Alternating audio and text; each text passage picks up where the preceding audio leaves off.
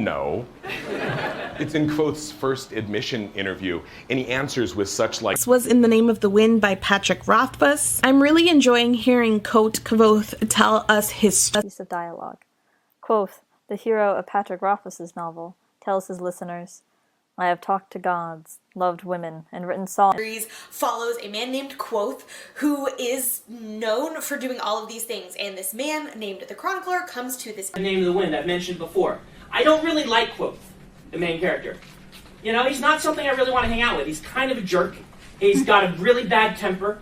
But he's fast. I don't know. If you guys don't know, the King Killer Chronicle is about this guy named Kvothe. The book is told by Kvothe as an older man to a chronicle. Wind by Patrick Rothfuss. This is the story of Kvothe, the innkeeper, who has lived this big, epic life full of beautiful magic. He has slain... fantasy series that follows a man named Kvothe who has done all sorts of things, and this man named the Chronicler has come to this inn. Only in the first 40%. Ren gets compared to Kvothe from The Name of the Wind. These stories actually get compared a lot in different